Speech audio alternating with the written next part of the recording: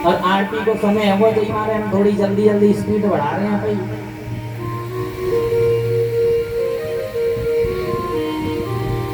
इतना कह करके परीक्षित राजा आगे बढ़े तो महाराज चलते चलते उनको प्यास लगी, और प्यास लगी ना तो एक आश्रम पर पहुंचे महाराज।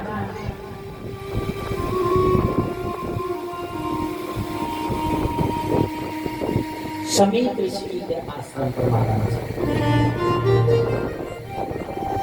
समीप ऋषि जी के आश्रम पर पहुंच करके देखा कि समीप ऋषि जी तो भजन में लीन थे, समाधि में लीन थे। तो एक बार आवाज लगाई, बोले संत भगवान हमें प्यास लगी है, थोड़ा जल मिलेगा क्या? लेकिन ऋषि जी की समाधि लगी हुई थी। ऋषि जी ने कोई जवाब नहीं दिया। थोड़ी देर इंतजार किया, फिर दोबारा से पूछा, बोले प्रभु ऋषि भगवान थोड़ा सा जलपान मिलेगा क्या? बहुत तेज प्यास लगी है। ऋषि जी ने कोई जवाब नहीं दिया। तो राजा परीक्षित को क्रोध आ गया, और किसके कारण आया? कलयुग के कारण।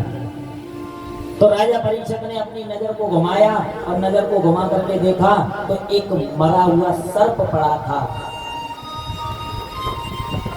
और मरे हुए सर्प को उठाया और समीप ऋषि जी के गले में डाल दिया,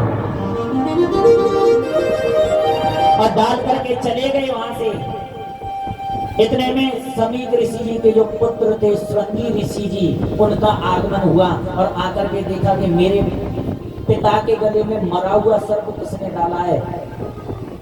क्रोध में आ गए, और क्रोध में आकर के अपने कमंडल से जल लिया और श्राप दे दिया कि जिस किसी ने मेरे पिता के गले में ये मरा हुआ सर्प डाला है, यही सर्प आज के 7वें दिन एक तक्षक रूप लेकर के आएगा, और यही तक्षक उसको डसेगा और उसकी मृत्यु हो जाएगी।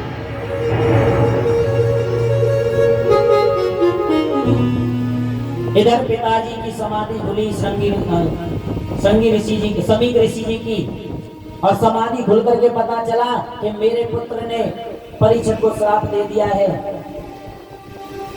तो ऋषि जी ने राजा परीक्षित के पास में खबर भिजवा दी, बोले कि आज के 7वें दिन तुम्हें तक्षक नाग आएगा और वो डसेगा। मेरे पुत्र समीप ऋषि जी ने तुम्हें श्राप दे दिया है, आज के 7वें दिन तक्षक नाग के डसने से आपकी मृत्यु हो जाएगी। अपनी मृत्यु